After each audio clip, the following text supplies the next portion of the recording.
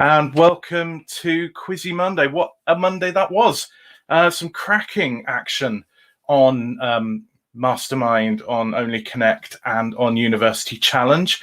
And we've got with us tonight Harry Heath. I'll be bringing him onto the stream. Harry won Mastermind this evening, so congratulations to Harry. Winner quiz of the week, Susanna Brooks, American quizzer, did brilliantly on both sides of the Atlantic last week. She came first. Lewis Jones got his second place in a row, and Didier Buer came third.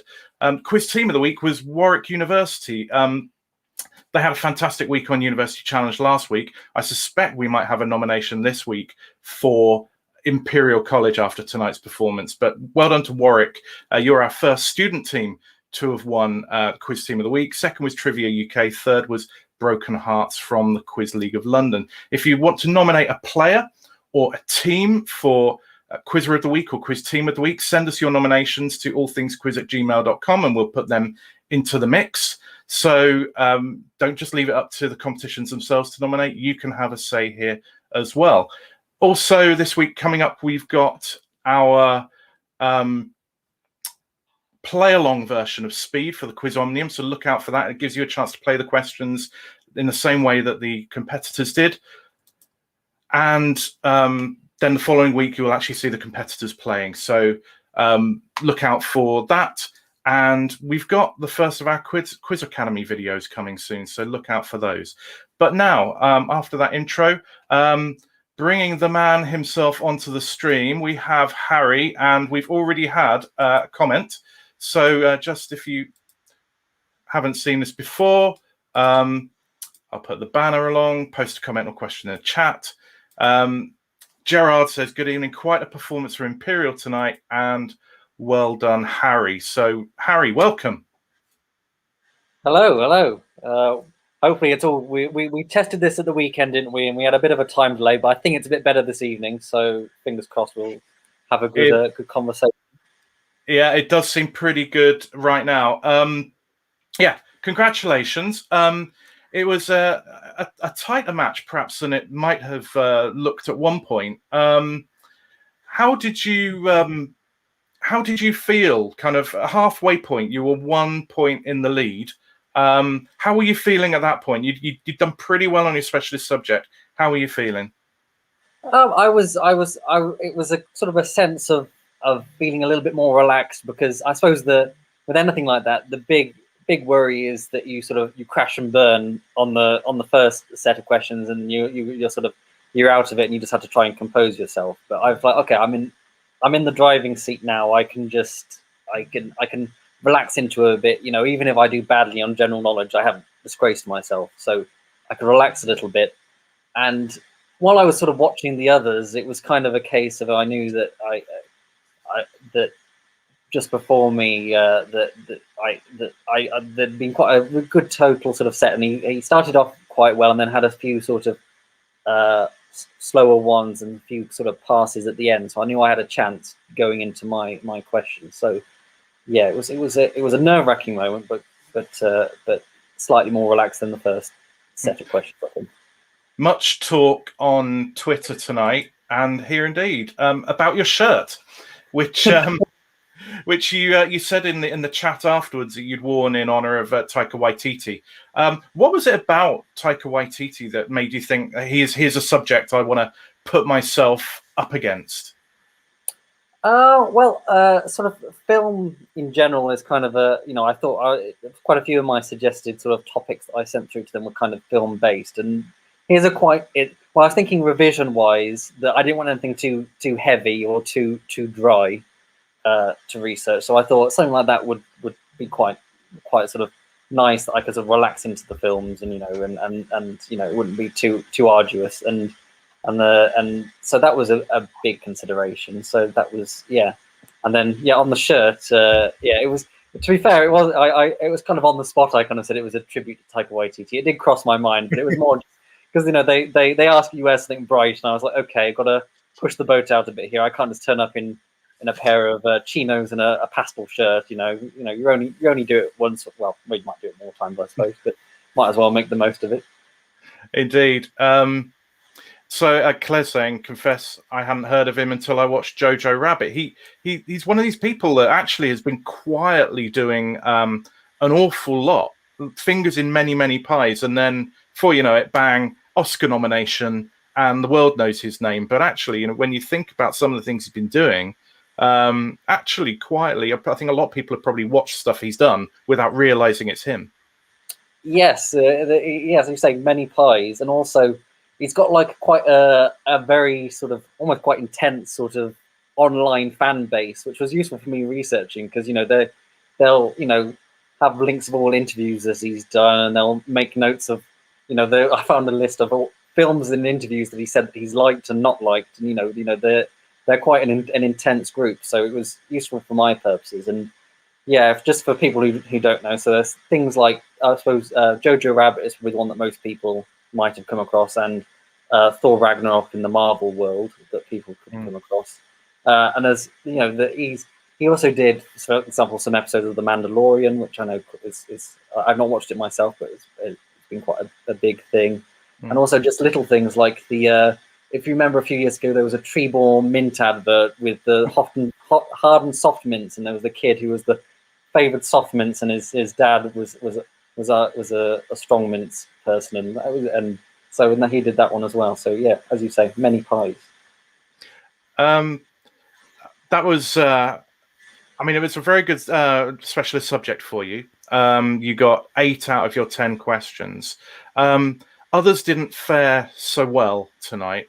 What was it about your preparation? How did you get yourself in a position where you were very calm and confident you covered everything? What was your revision strategy? I think it was just going over it again and again. So watching the films multiple times, keeping a set of notes, and just sort of testing myself and just trying to make it so that, because I think especially with something like Mastermind, is that you can when especially I found, like, when I was watching the films, you can almost kind of feel the things that as a question setter you'd go for. Like there are certain things, like the very last question I got, which was about sort of the number on the sleeve of Jojo and Jojo Rabbit, and that was one of the things that watching it like the first time passed me by, and it's just one of those things where you see it and you go, actually, better make a note of that, because that could easily be something that could be picked up. So yeah, it's just repetition and repetition, and I think, and as you say, that at the beginning that different people had very different experiences on the show on the night. So I know, for example, Sarah, who did Homer's Odyssey. I think the Odyssey is one of those topics. I imagine you could have read that multiple times, and there'd still be things that you'd miss. It's kind of for me, that would almost be a topic from hell, because so many characters and so many. Because I know she really did know her stuff, but just being in that situation and with that set of questions, it can all come apart. Yeah, I think it was unfortunate for Sarah, because I think unless you've been in the black chair under lights with all the pressure and everything, you can't understand what it's like when your brain doesn't play ball with you and doesn't give you that answer that you've got, and then it's really, really hard to recover. And she had an early wobble, then recovered, but then didn't quite pull it back in a specialist subject. And then in her general knowledge, again, you could see there was stuff she knew and she just wasn't picking up. And I think the mental side of the game, it's not about the knowledge. It's almost about being match fit and prepared and being in the zone like in any other sport. And the same will be true for University Challenge. It's true for Only Connect and other shows. But there's nowhere to hide in Mastermind, is there? If it starts going wrong, you must have been sitting there thinking, there, but for the grace of God, because that could be anybody. Yeah, and it was kind of also a case is that watching, especially on her specialist subject, there were, as I said, I'm no expert on the Odyssey, but I could tell that they were tough questions. It was sort of really kind of you couldn't, there was no, as you say, nowhere to hide on that set of questions, and no teammates to pick up the slack if you just need to compose yourself for a moment. You just have to keep rolling with it, and the guidance that they give when you go in is sort of not to let yourself get thrown, because it's crazy how if you get a few questions that you don't know in a row, it can really get in your head, and then you don't hear the next question, and then it just snowballs, and it's you'd think you're immune to it, and then I mean there was a few moments where you start. I found myself just sort of thinking over a question that I'd missed and should have got the answer to, and you just have to snap back into the moment, and that's very difficult to do. Yeah, one of the critical things for you was you clearly had a different pass strategy from a lot of people in that you were quite happy to pass very quickly, and you didn't let it get to you. You just moved on to the next question. We don't often see that from the stronger players. So was that a deliberate policy on your point? You just wanted to pass and move on? Not really, no. To be honest, afterwards I was thinking when he said that, because I think I had about 5 passes. I'm like, oh, that was playing a risky game to pass that often, and so it was more just a case of I think in the nerves of the moment, I knew that it was better to pass quickly than to pause and come up with nothing. And there were some of those where I knew I didn't know the answer, so in the moment I was just like, pass it, get it out of the way, rather than even just saying Smith or something, which I probably should have done in hindsight, and I'd bore that in mind for the next round. Well, it didn't matter as it turned out. Ali's also commented on University Challenge. We'll get to that in a moment. But Ali's saying, I thought the questions on Homer's Odyssey were so hard, even if you knew it well, just by virtue of their complexity. Maybe that's the price you pay for a limited sphere. I think choice of subject is so critical for University Challenge, and something like the Odyssey, where it's written in poetic form and there's lots of detail and whatever. It's a very difficult subject, even though it's defined. It's still a very full subject. Yeah, and I know for one thing, because we discussed it afterwards, because I was like, well, because it could be even broader than you imagine if you took into account lots of different translations and different iterations of it. Luckily, I think for her subject, they defined a specific text of it to refer back to, because there would be some differences there, but potentially huge, especially if you consider I think some of her questions were kind of like things which were linked into the mythology of it, and it wasn't sort of just in isolation. You had to have a very good base in the classics to take it on.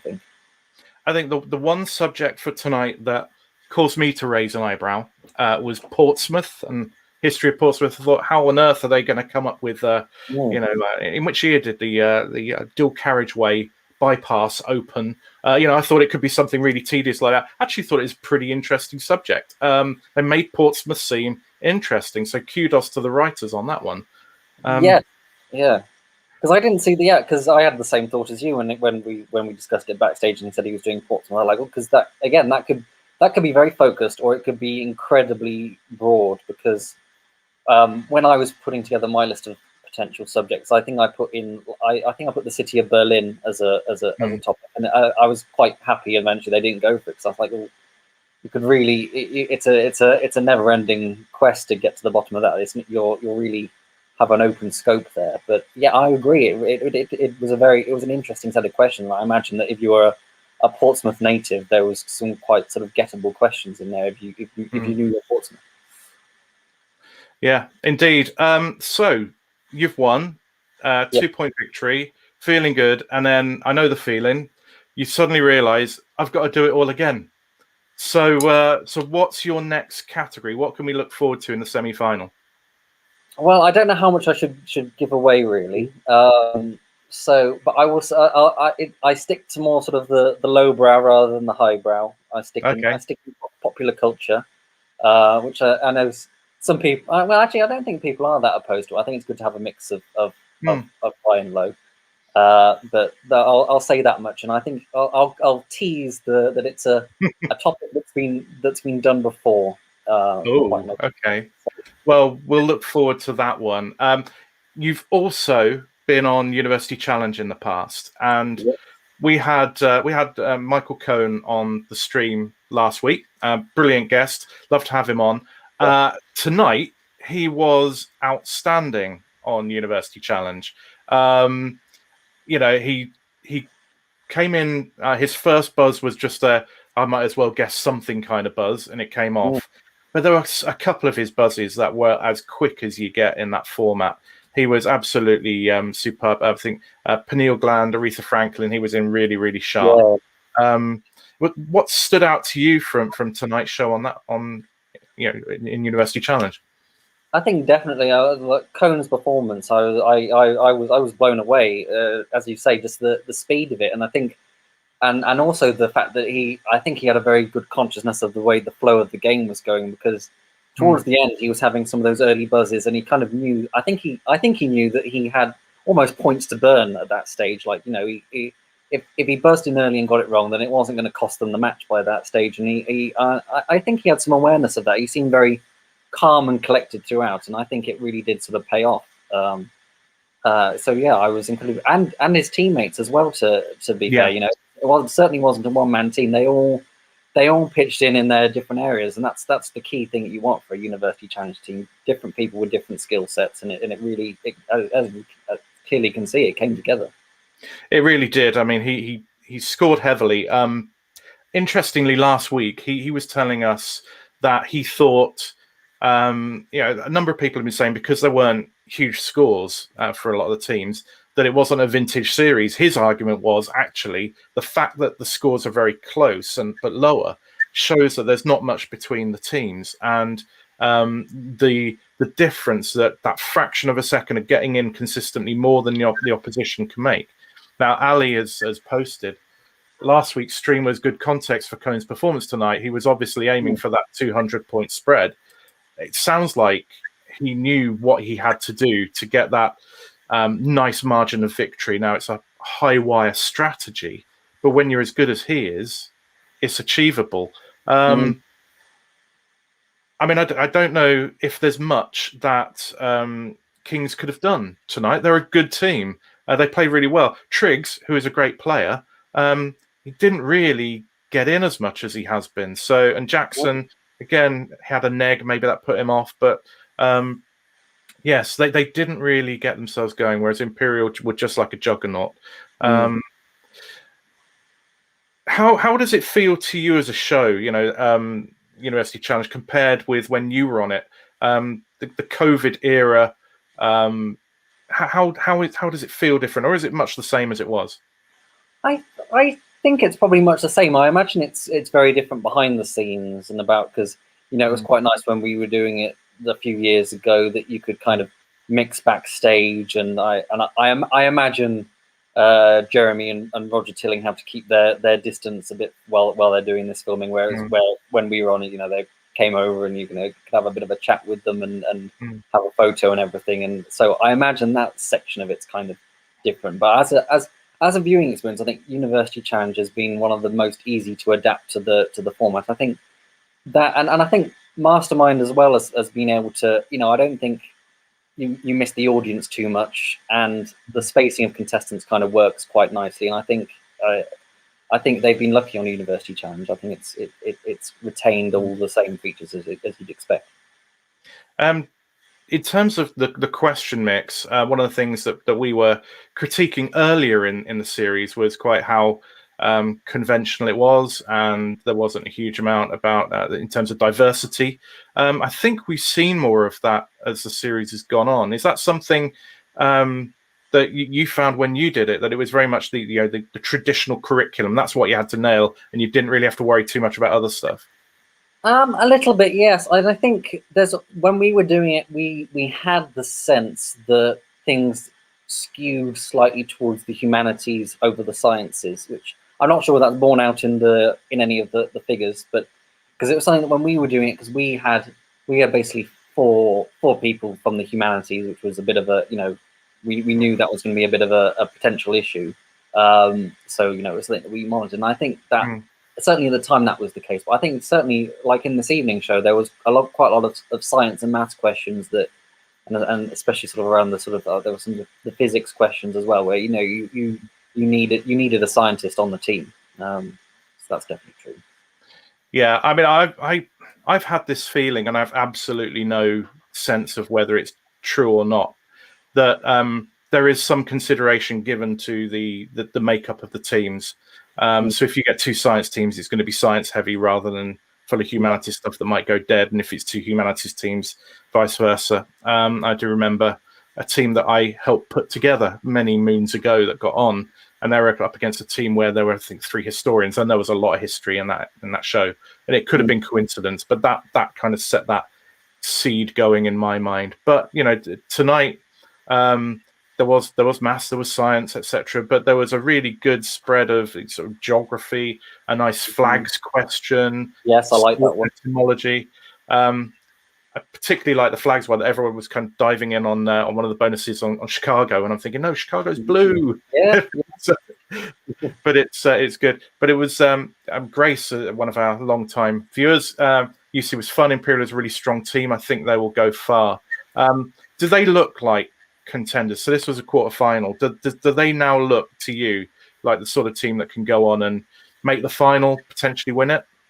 Yeah, I think it's hard to get past that as a distinct possibility. I mean, every show's different, and I can imagine there are some teams who are really strong, and then you just, if there's a team which are faster on the buzzer, as he was saying last week on this program, that if you get beaten to the buzzer, then things can look far worse than the scores would suggest. You can be a few milliseconds can make in the course of things can put you tens of points behind. But I think, yeah, I would be surprised if they don't make the final. I think at this stage, from what I've seen so far of this series. Okay, and perhaps Warwick being their opponents. Do you think? I think perhaps, yeah. Which would be a great rematch. It would be really nice to see the two of them play each other again. Ralph has commented. He said John was awesome tonight, but actually what he means is Cone. That's predictive text for you. And Claire says Michael wiped the floor with everyone. I think, again, not entirely the case, but I think he was just, in terms of starters, quite a long way ahead of the rest of the team. If we do have anybody watching from the University Challenge family, I know we did last time. We had a few members of the teams that have been watching. Say hello. Chip in if you've got any thoughts or any comments. It's really good to try and peer behind the curtain for people. A lot of the people watching this, and particularly on catch up, might not have been on shows like University Challenge. I didn't get to go on University Challenge. God damn it! It came back at literally the wrong year for me. So Gerard is saying, I'd like to see Cone's Imperial versus Brandon's Imperial. Now that would be a matchup. The reigning champions versus the pretenders. That would be quite something. I mean, Brandon was another force of nature, or is another force of nature. He's quite a superb player. Yes, yeah, I'd pay good money to see that. So yeah, Miles has made an interesting comment on University Challenge. You could know all the answers, but get no points if you're not fast enough. That's the brutality of the format, and I think that's where that technique of just getting in and risking negging, but having that confidence of knowing what you know. Do you do buzzer quizzing beyond University Challenge? Is this something that you've done much of outside of that? No, that's one of the areas that I still consider myself to have only really dipped my toe in the quizzing world. Like I'm following taking part in Mastermind. I've decided to quench the quizzing thirst. I got involved in OQL, so I'm doing I'm in a team for that. But I've not done buzzer quizzing, and I've not done any mimirs either. And I'm sort of trying to gradually step things up. So I'd hope so soon. But of course, in lockdown, it's a difficult one to do. This is a rabbit hole you could find yourself very much lost down. I mean, so one of the skills with buzzer quizzing, as you know, is buzzing in before the answer is fully formed in your head. When you get that inkling and you know that you're going to know it, and I think that's what we saw from Michael tonight, and superb performance. Michael, if you're watching, congratulations, and indeed to the rest of the Imperial team, Wang, Maro, and Raman. Some great answers from all of you. Kings gave us a lot of entertainment earlier on in the series. One particular moment where Jackson pissed off Paxo, which will live long in the memory. So two great teams, and as it is, at this stage, it's a brutal format. Only Connect. Now, is this one that you've not been on? It is. There's a gap in your resume. It's the last of the 3 of the Quizzy Mondays that I've yet to tick off. Hopefully, maybe in a few years. I don't. Yeah, they're probably already getting things prepared for the next year. So I'm not. So maybe in a year or so's time. But yeah, it's the one that eludes me. We can't leave the last discussion until I show this terrible pun from Gerard about going down a Jojo rabbit hole. Gerard. If anybody was going to make a pun like that, it was going to be Gerard Mackay. So thanks for that, Gerard. Only Connect. Two fairly evenly matched teams. Neither of them really got ahead of steam in the first 2 rounds. But there were some nice questions. I mean, I like the music, the Kanicki, Duran, McFly, Travis. Yes, set. I got that one when we got to McFly. I was like, yeah, I must be got to be that. Yeah. I mean, it appeals to my kind of lowbrow nature. I did actually go a little bit off piece with McFly because it's like, 5 colours in her hair. That was written about a character from As If, the teen drama, and I was thinking, are they all written about characters? No, of course they're not. They're all named after. But that was a good one. Were there any other questions that jumped out at you that particularly you did well on or you liked? The one that I really liked that I was baffled by, and then when it was revealed, I was like, of course, it was the crossword, the rows and the columns. That one, yeah, that one. I was like, because you just seeing things up. It felt like it was going to be a sequence, and I just couldn't see it until she explained it. And I'm like, of course, when she go, but it must have taken an incredible sort of to be in the moment to sort of pick out where the words and go through it. So I was really impressed by that question because I don't think we've seen one quite like that before. No, I think from what I saw on Twitter, that might have been written by Alex McMillan. So well done, Alex. That was too brutal for me. It just did not get my head. As well as when I saw the letters from missing vowels without the vowels in there, I thought, this is absolutely, there's got to be something to do with Only Connect. It's got to be referential and whatever. And it just sent me completely the wrong way. So credit to the team that got that one right. That was a superb answer. And Alex, no, if I'm ever on the show again, you can avoid those, please.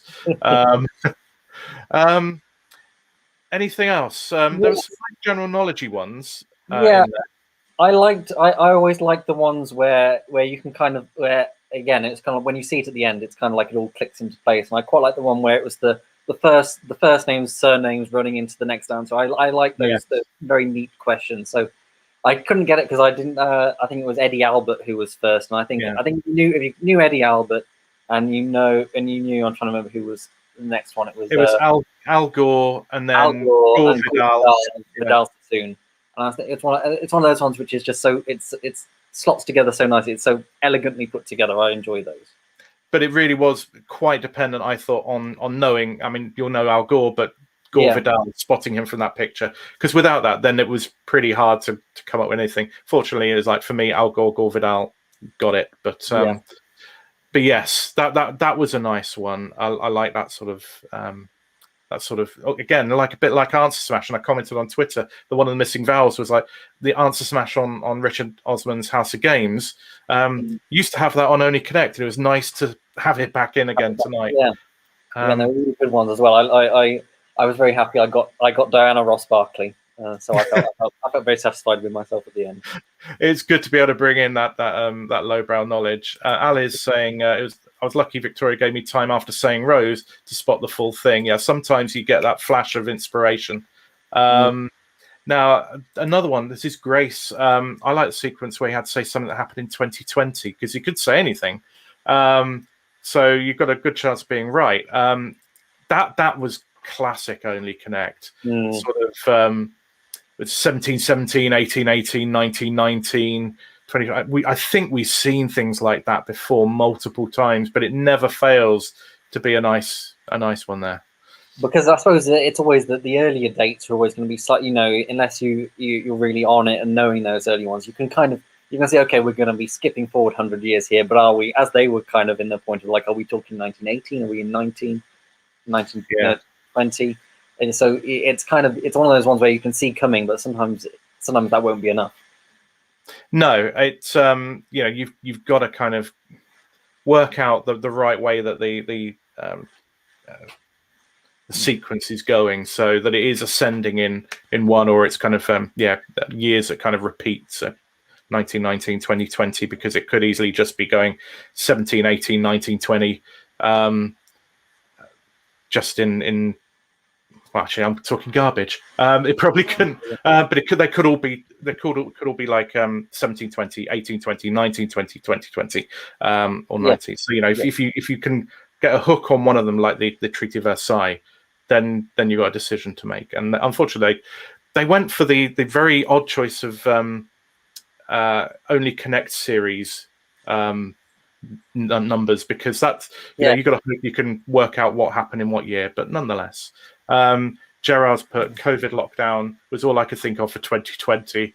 Versailles and 1919 helped for the link. Yeah, well, not a huge amount else has happened in 2020, Gerard. So that's a fair comment. I liked a lot about tonight's show. I have to say the lead performer sings the theme tune again. That's just something that I thought was a beautiful connection for a lowbrow head like me. Any of the other sequences before we think about Walls that particularly shot out? Those were all the ones that I made a little sort of note on of the ones I really liked. But I think there was a really good selection. It's always nice to see the music connect. The music sequence. Yes. Always baffling, but that one, I think today with those operas, the opera within sort of numbers of performers, I think that was gettable, even though it's not my area. But I think it was quite a nice one, I thought. Yeah, I think if you could tune into the fact there were multiple voices and a descending number, I mean, I called it, but not with any knowledge of actually what I'd been listening to. Only that it just felt like there were fewer people at the end than the start. So that was good. Gerald says all opera music sequences are a step too far. I find music sequences. My team faced the first ever music sequence on Only Connect, and even though we knew it was a sequence, we played it as if it was a straight up connection, which just bugged me ever since, because I think we just got into it and forgot that it was a sequence. So it's really hard when you're in the heat of battle to remember that it's a sequence, not a connection one. Walls. I think the big difference between the two teams tonight on the Walls was I think there was a little bit more composure from the Puzzle Hunters. They they thought things through and made sure they nailed all four sets. The sliders who went up first, they seemed to rush at the end to try and put some guesses in rather than sitting back and deconstructing it and thinking about the potential, which was a shame, but it made it a much tighter game. It did, and it was one of those moments when you were watching it, you kind of felt you were like put the brakes on, slow down. You've got time. You can think through what these connections can be, and it was, when you saw the lives going down. But yeah, I thought it was an entertaining set of Walls, and I particularly liked that. I think when Rachel Monroe, she got the choreographers and could sort of highlight that it was by the red herring of Foxy being in there. I'm sure that probably happens before, but not. It was interesting to see the thought process, because it did seem to come out of nowhere, and then it all slotted into place. Yeah, Tharp was the one which was just ringing a bell in my head, and I cannot remember where I know this name from. And I couldn't. As soon as I named it, it was choreographers. It's like, okay, absolutely, that's it. The others, I was nowhere on. So I think I probably have got a bit hung up on Fosse being in there. The ways were nice. The Appian Way, Brian Clough Way, Mancunian Way, Fosse Way was good. There's a classic wordplay question in having. I think they both got one of those, didn't they? Where there was numbers at the end of words, and ways or streets or roads or whatever in the Puzzle Hunters one. So there was a nice mix of questions in there. Yes, I always like those ones with the hidden words. Those are normally the ones that I pride myself in being able to sort of normally get those ones, because and it's always nice to know when you see one like that, that there's going to be a similar one in the second set, so you know automatically what to be looking out for. Yeah, Walls are much more balanced now than perhaps they have been at times in the past, which we said before sometimes makes it less challenging for the viewer, because having seen the first one, we kind of have the route into the second one. But I think it's better for the for the players. Brass instruments, fictional newspapers. I mean, there wasn't much between these two teams for pretty much the entirety of the match. But missing vowels, that was where Puzzle Hunters came through, took it. I thought the Pedant's Complaints was nice. Yes, I like Singers crossed with footballers. So, yeah, all in all, pretty decent episode, I thought. yeah. People watching along with us, what were you thinking? What were your highlights of QUIZZY Monday? Mastermind, obviously we know what Harry's highlight of QUIZZY Monday was. That would be Harry winning his show by a 2-point margin. So any talking points that you've got from Mastermind? Only Connect we've just covered, but is there anything else that jumped out at you? And again, University Challenge, if any of you UC players are out there, what did you spot that we haven't spotted? There was lots of great play, some cracking answers throughout the evening. So message us if you've got something to add. But Harry, you said about Only Connect being kind of something that you want to go on. Anything else? Any other quiz ambitions that we should be aware of, whether TV or elsewhere? Well, firstly on Only Connect, that we're at the very early stages of possibly a group of Mastermind contestants. We might be putting in an application to go together as a team for Only Connect. So I'll keep that all under my hat at the moment because I don't want to reveal what from which stage of the competition we met. But we think that might be a nice sort of a niche way to get in. Make stand out a little bit as a team. So hopefully, fingers crossed. Well, we've had Jenny Heap, the producer of Only Connect, watching this stream before. So Jenny, if you're looking for a quality player and a team with a genuine connection rather than one of these kind of made up MacGuffins, perish the thought that team names are made up, but that would be really good. We just need a Mastermind related team name on it, which is a bit of a difficult one. We could be like, we could have been. We were we will be the last series to have had John Humphreys as host, so we could be the vanquishers, something like that. But we'll see what happens. Yes, the Humphreys career enders or something. So, what do you think about the potential new host? What direction do you think they should head for the new host of Mastermind? I generally agree with what was just sort of discussed last week. I think there's lots of good candidates out there. That there's a lot of skilled people from the sort of more entertainment side and from the newsy side. I think there could be some interesting curveballs though, because I had a thought earlier this week, and it is definitely a wild card and not something that thinking about where things could go. It didn't necessarily leap straight to mind, but while in lockdown, I did occasionally catch a few episodes of Perfect Combination or something like that on ITV. Yeah, I think I know the one you mean. Yeah.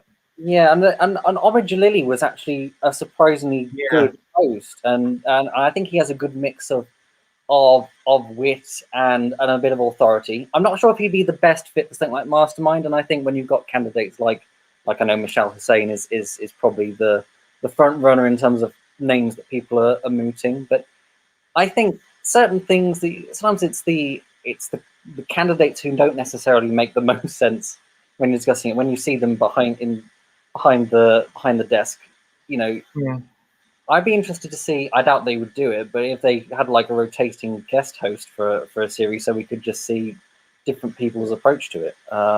Yeah, that would be interesting. I mean, today we've had the announcement that Countdown is going to be hosted by Anne Robinson. My knee-jerk reaction was, what on earth are they thinking?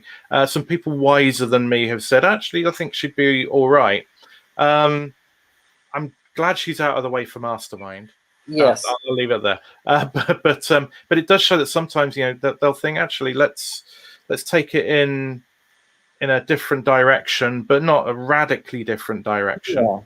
I think with Anne Robinson, I say I've heard good things. I mean, I've seen a few tweets that people who seem to have met her, and that she seems like quite a sort of a nice person to be doing it. And rather, I think we know that she's not going to be bringing her weakest link persona to Countdown. So I'm skeptical, but I'm willing to be won over. It's not like oh no, they haven't gone for that route. It's kind of a okay, let's see what they see where they go, because I got the impression that Colin Murray seemed, covering for Nick Hewer, seemed to have a genuine sort of passion for the show, and could have been a sort of a safe pair of hands to put it in, but they've clearly had him as an option potentially, and they've gone this way, so they must have had good reason to go for Anne.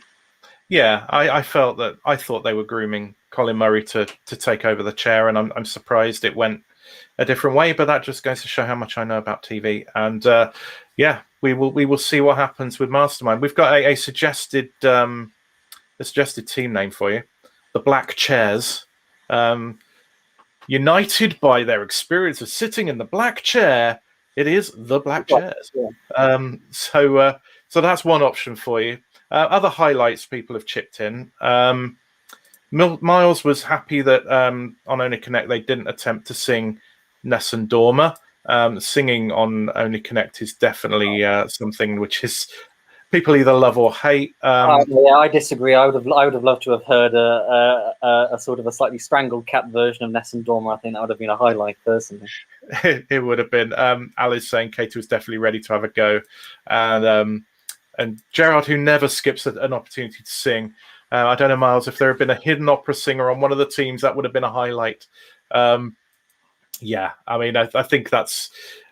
I was thinking, will they, won't they? Will they, won't they on that one? And no, they didn't. Interestingly, one of the other comments, about there's lots of comments coming in, but this one just on Countdown. Well, it's not Anne Widdecombe, so there's always an upside to whoever, as long as they're not Anne Widdecombe. So many times you could say, well, at least it's not Anne Widdecombe, Ali's highlights tonight. I enjoyed Mara appearing to jump in surprise whenever Cone buzzed in the last few minutes. It is brilliant, isn't it? That sort of kind of, you hear the buzz and then it's like, where's it? Where is it? Where is it? Who is it? And also, somebody who did PhD in set theory, I enjoyed the Zermello, Frankel, and axiom of choice question. Well over my head. One of the ones that I was like, that could be a question read out in Chinese, and I would have had any better idea. So yeah, I mean, I don't revel in my ignorance, but I was nowhere near that one, and I was kind of like Gerard in that when I heard Frankel, my mind went to the racehorse, not to the mathematical principle. Yeah. So Grace is saying she's heard that Anne Robinson hates her reputation for being mean, and she's nicer in non-hosting roles. So hope it goes well. I think that's the thing. People love Countdown. People want it to do well. Nobody wants it to fail. So let's hope that Anne Robinson pulls it out of the bag and is the sort of host that they need, that will carry through. She's not going to be a long-term host, but let's hope that she does well. Although somebody's saying not Anne Widdecombe, but maybe Josh Widdecombe would be fun. Yeah, and rather meanly, Dave says it does mean Widdecombe is free for Mastermind.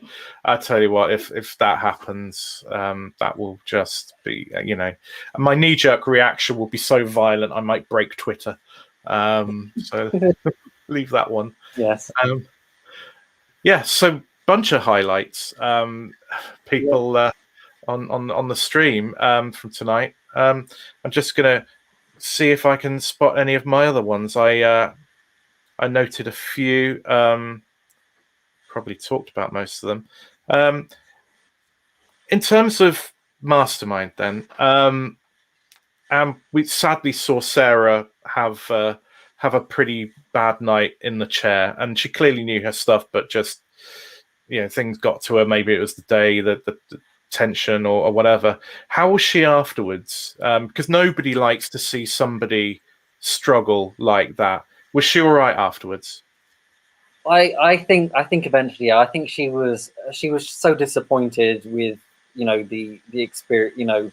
It was really difficult sort of to console her afterwards, because you could tell just by her body language on the show that yeah, she was crestfallen that it had turned out that way, and I think, but as I said, that you could tell that she had the knowledge, and it was just one of those classic cases of being in the black chair. Everything just faded away, and of course going first, especially in a heat when you've not done it before, I imagine is intimidating enough in itself, that if you're one of the other contestants, you can kind of see the level that the other questions are coming in. So if you get a couple of the other person's questions, or can see kind of the level, that you can relax a little bit. But if you're going first, you've got nothing. Yeah. So luckily she was there with her husband as well, and I think she just wanted to forget about it and just move on. But it was a nasty one. But we went out for a nice sort of. We were in one of the dips of lockdown, so we go to a bar afterwards and sort of dissect it and take our collective minds off it. So I think that helped. I think she came a bit more to peace with it sort of later on in the day. But yeah, an unenviable position, really. And for anybody who hasn't done it, one thing I'd carry on. Sorry, carry on. Yeah, no, as you say, anyone who hasn't done it.